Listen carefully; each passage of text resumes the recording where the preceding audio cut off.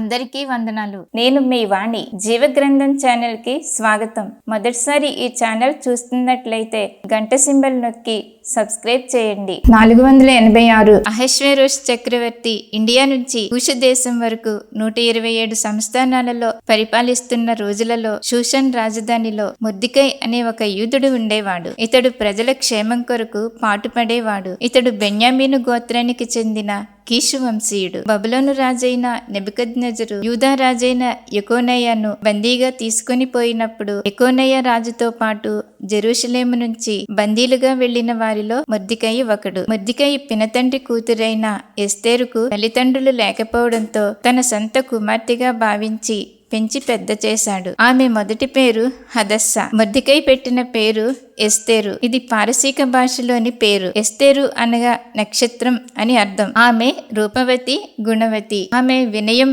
విధేయత, ధైర్యం, ప్రార్థనలో పట్టుదల తనను తండ్రిలా పెంచి పెద్ద చేసిన మొర్దెకై ద్వారా నేర్చుకుంది. అహష్వేరోషు చక్రవర్తి ఒక బహిరంగ సభలో తన భార్య వస్తీ రాణిని అందరికీ పరిచయం చేయడానికి రమ్మని పిలిచినప్పుడు ఆమె వ్యతిరేకించడంతో అవమానంగా భావించిన చక్రవర్తి న్యాయశాస్త్ర పండితులను పిలిచి వాళ్లతో ఇలా అన్నాడు: నపుంసకుల చేత నేను పంపిన ఆజ్ఞను రాణి తిరస్కరించింది. శాస్త్రం ప్రకారం ఆమెకు ఏం చేయాలి అని అడిగాడు.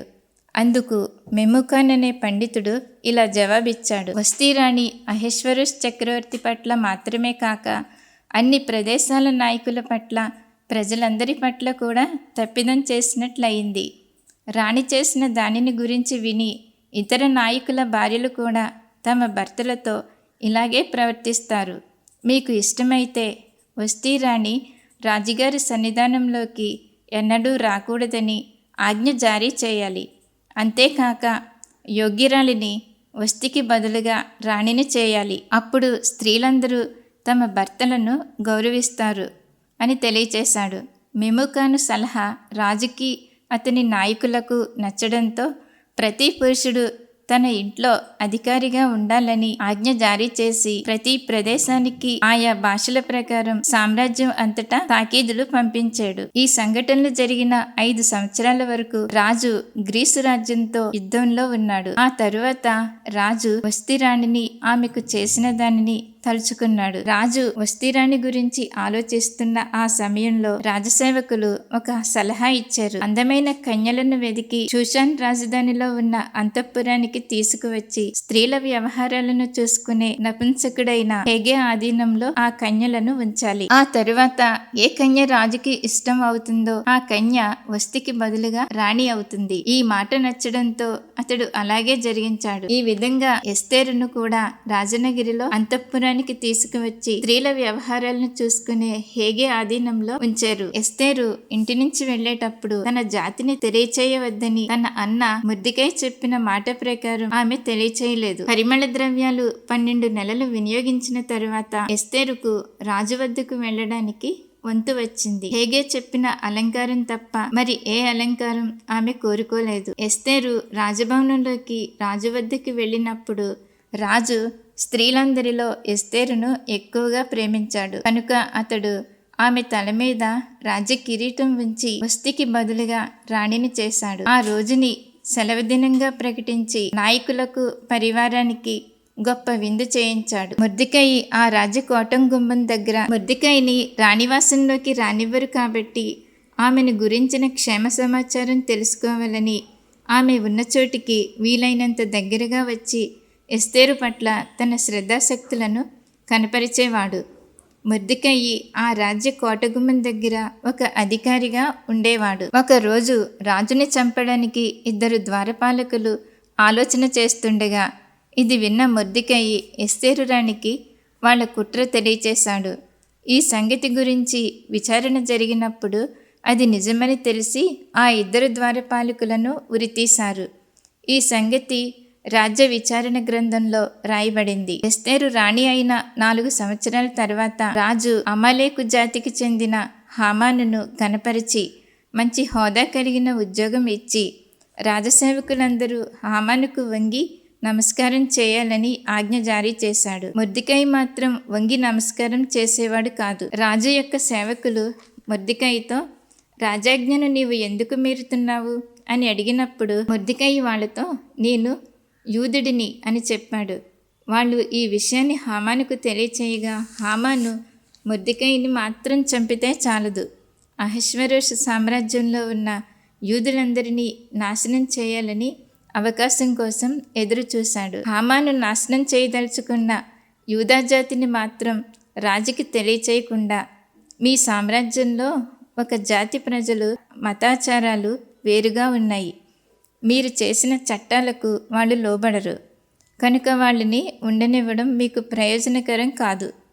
మీకు ఇష్టమైతే వాళ్ళని నాశనం చేయడానికి ఆజ్ఞాపించండి. ఆ పని చేసే వాళ్ళ కోసం నేను 3,40,000 కిలోగ్రాముల వెండిని రాజు ఖజానాలో ఉంచుతాను అని చెప్పగానే రాజు తన చేతి ఉంగరం తీసి హామానుకు ఇచ్చి, ఆ వెండి నీ చేతిలో ఉంది, ఆ జాతి కూడా నీ చేతిలో ఉన్నారు, నీ ఇష్టం వచ్చినట్లు చెయ్యి అని ఆజ్ఞాపించాడు. హామాను తన దుష్ట ప్రణాళిక నెరవేర్చడానికి, యూదులను చంపడానికి తాకీతులు వ్రాయించి రాజు ఉంగరంతో ముద్ర వేయించి అన్ని ప్రదేశాల నాయకులందరికీ వాళ్ళ భాషల ప్రకారం తెలియచేశాడు. ఒకే రోజున యూదులందరినీ చంపి పూర్తిగా నాశనం చేసి వాళ్ళ సొమ్ము దోచుకోవాలని ఆ తాకీదులలో రాసి ఉంది. జరిగినదంతా తెలుసుకున్న మొర్దెకై బట్టలు చింపుకొని, గోనెపట్ట కట్టుకుని, బూడిద పూసుకొని, బోరున ఏడుస్తూ రాజుగారి ద్వారం వద్దకు వచ్చి ఆగాడు.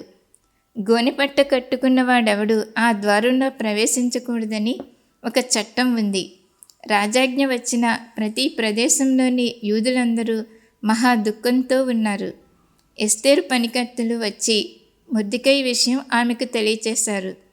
ఎస్తేరు రాణి అధికమైన వేదనతో మొర్దెకైని గోనెపట్ట కట్టుకోవడం మానాలని దుస్తులు పంపింది. కానీ అతడు వాటిని తీసుకోలేదు. అప్పుడు తనకు సేవ చేయడానికి రాజు నియమించిన నపుంసకులలో హతాక్ అనే ఒకడిని పిలిచి మొర్దెకై ఎందుకలా చేస్తున్నాడో తెలుసుకోమని ఆజ్ఞ ఇచ్చింది. మొర్దెకై హతాకుతో యూదుల పట్ల జరుగుతున్న అన్యాయమంతా చెప్పి, యూదులను రక్షించటానికి ఎస్తేరు రాజుకి విజ్ఞ చేయమని, యూదులను రక్షించటానికి ఎస్తేరు రాజుకి విజ్ఞాపన చేయాలని కబురు పంపించాడు. ఎస్తేరు తిరిగి ఇలా సమాధానం చెప్పింది, రాజాజ్ఞ లేకుండా రాజు వద్దకు వెళితే వాళ్ళకి మరణశిక్ష విధిస్తారు. ఒకవేళ రాజు తన బంగారు రాజదండం ఆ వ్యక్తి వైపు చాపితే అతడు బ్రతుకుతాడు. ఇది రాజశాసనం. నేటికి 30 దినముల నుండి రాజు వద్ద నుండి నాకు పిలుపు రాలేదు అని చెప్పగా మొర్దెకై ఆమెకు ఇలా తెలియచేశాడు, రాజభవనంలో ఉన్నంత మాత్రాన నీవు తప్పించుకుంటానని అనుకోవద్దు. నువ్వు పూర్తిగా మౌనం వహిస్తే యూదులకు సాయం, విడుదల వేరొక దిక్కు నుండి వస్తాయి, కానీ నీవు నీ తండ్రి వంశం వారు నాశనం అవుతారు. నువ్వు ఈ కారణం చేతే రాజ్యానికి వచ్చావేమో, ఇది దేవుని ఏర్పాటని తెలుసుకో అని కబురు పంపించాడు. అప్పుడు ఎస్తేరు మీరు ఈ రాజ్యంలో ఉన్న యూదులందరినీ సమకూర్చి 3 రాత్రింబగళ్ళు ఏమీ తినకుండా త్రాగకుండా ఉపవాసం ఉండాలని చెప్పండి. నేను నా పనికత్తులు కూడా ఉపవాసం ఉంటాం. అప్పుడు నేను రాజు వద్దకు వెళతాను. ఇది చట్టవిరుద్ధమైనప్పటికీ నేను వెళతాను.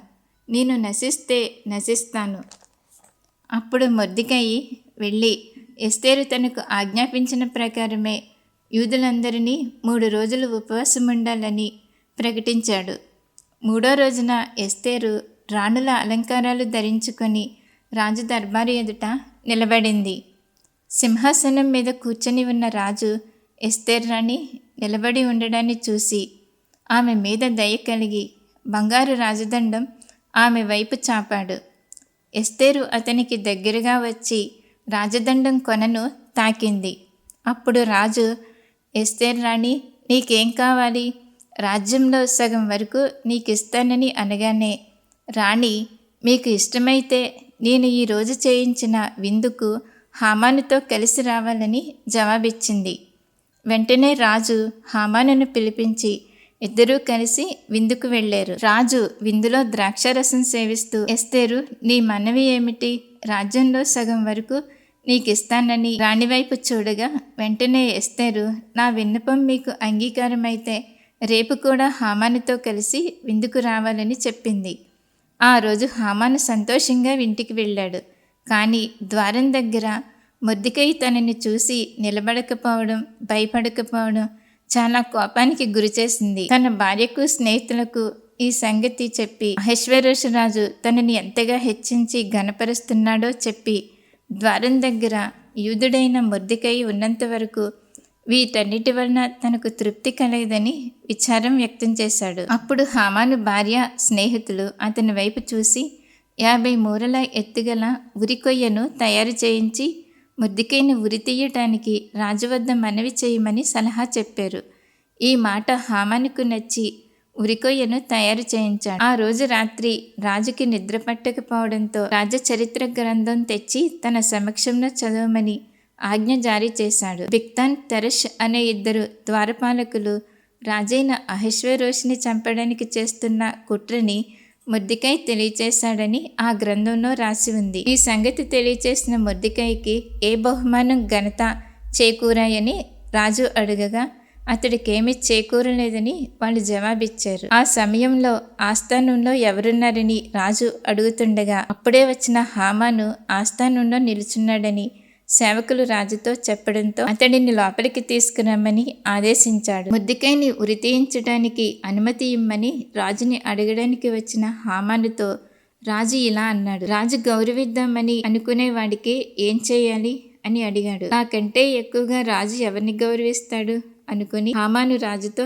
ఇలా అన్నాడు, రాజు గౌరవించాలనుకునే వాడికి రాజు ధరించిన రాజవస్త్రాలను, రాజు ఎక్కిన గుర్రాన్ని తెప్పించాలి. రాజు అధిపతులలో ఒకరు అతడికి ఆ వస్త్రాలు ధరింపచేసి ఆ గుర్రం మీద అతడిని ఎక్కించి నగర వీధులలో అతనిని నడిపించాలి. అతని ముందు నడుస్తూ రాజు గౌరవించాలనుకున్న వాడికి ఇలా చేయడం యుక్తమేనని చాటించాలి. అందుకు రాజు హామానుతో, నీవు త్వరగా వెళ్ళి ద్వారం దగ్గర కూర్చుని ఉన్న మొర్దెకైకి నీవు చెప్పినదంతా చెయ్యి అని ఆజ్ఞ ఇచ్చాడు. హామాను మొర్దెకైకి రాజవస్త్రాలను ధరింపచేసి గుర్రం ఎక్కించి నగర వీధులలో నడిపిస్తూ రాజు గౌరవించాలనుకున్న వాడికి ఇలా చేయడం యుక్తమేనని చాటించాడు. తరువాత మొర్దెకై తిరిగి ద్వారం దగ్గరికి వచ్చాడు. అయితే హామాను తలకప్పుకొని దుఃఖంతో ఇంటికి వెళ్ళి తన భార్యకు, స్నేహితులకు జరిగినదంతా చెప్పాడు. ఇక్కడ ఉన్న కొంతమంది జ్ఞానులు, మొర్దెకై యూదుడైతే అతడి మీద నీవు విజయం పొందలేవు అని వాళ్ళు ఇంకా మాట్లాడుతూ ఉండగానే రాజు పంపిన నపుంసకులు వచ్చి రాణి చేయించిన విందుకు రమ్మని హామానును తొందర పెట్టారు. రాజు, హామాను రాణి చేయించిన విందుకు వచ్చారు. రాజు ద్రాక్షరసం సేవిస్తూ, ఎస్తేర్ రాణి, నీ విజ్ఞాపన ఏమిటి? రాజ్యంలో సగం వరకు నీకిస్తానని అడుగగా ఎస్తేరు ఇలా జవాబిచ్చింది, తమరి దయకు నేను పాత్రురాలినైతే నా ప్రాణాన్ని, నా ప్రజల ప్రాణాన్ని రక్షించండి. నేను, నా ప్రజలు సంహారానికి, హత్యకు అమ్ముడుపోయిన వాళ్ళం. మేము దాసదాసీలుగా అమ్ముడిపోయినా మిమ్మల్ని శ్రమ పెట్టేదాన్ని కాదు. అప్పుడు రాజు, ఆ విధంగా తెగించిన వాడెవడు అని ఎస్తేరుని అడిగాడు. అప్పుడు ఎస్తేరు, మా శత్రువు, మా పగవాడైన ఈ హామాను అని చెప్పింది. అప్పుడు రాజు కోపంతో ద్రాక్షరసం తాగడం మాని రాజభవనం తోటలోకి వెళ్ళాడు. అప్పుడు హామాను ప్రాణభయంతో రాణి కాళ్ళు పట్టుకోబోయాడు. తోట నుంచి తిరిగి విందుశాలకు వచ్చిన రాజు, నేను ఇంట్లో ఉండగానే రాణిని ముట్టుకుంటాడా అని రాజు అనగానే భటులు హామాను ముఖాన్ని కప్పారు. రాజసేవకులలో ఒకడు మొర్దెకై కోసం హామాను చేసిన 50 మూరల ఉరికొయ్య ఉంది అని చెప్పగానే రాజు దాని మీద హామానును ఉరితీయమని ఆజ్ఞాపించాడు. తరువాత ఆ ఇంటిని ఎస్తేర్ రాణికి ఇచ్చాడు. మొర్దెకై ఎస్తేరు అన్న అని తెలిసి హామాను దగ్గర నుంచి తీసుకున్న ముద్ర ఉంగరం మొర్దెకైకి ఇచ్చి యూదుల పక్షంగా తాకీతులు వ్రాయించి ముద్ర ఉంగరంతో ముద్ర వేయించాడు. మొర్దెకైని ద్వారగుమ్మం దగ్గర కూర్చునే ఉద్యోగం నుండి తీసివేసి ప్రధానమంత్రిగా నియమించాడు. మొర్దెకై రాజవద్ద నుండి బయలుదేరినప్పుడు రాజవస్త్రం ధరించి పెద్ద బంగారు కిరీటం పెట్టుకుని శ్రేష్టమైన పైవస్త్రం వేసుకుని షూషాన్ నగరంలో వెడుతున్నప్పుడు ప్రజలందరూ ఆనందధ్వనులతో సంబరపడ్డారు. యూదులకు క్షేమం, సంతోషం, ఆనందం కలిగాయి. ఇశ్రాయేలు చరిత్ర అంతట్లో ఎస్తేరు, మొర్దెకయి తమ ప్రజల సంరక్షణ క్షేమం కొరకు దేవుడిపై నమ్మకం ఉంచి ధైర్యంగా ముందుకు నడిచారు. ఈ విధంగా ఇప్పటి వరకు ఏ వ్యక్తి చేయలేదు. ఈ వాక్యాన్ని దేవుడు దీవించునుగాక. ఆమెన్.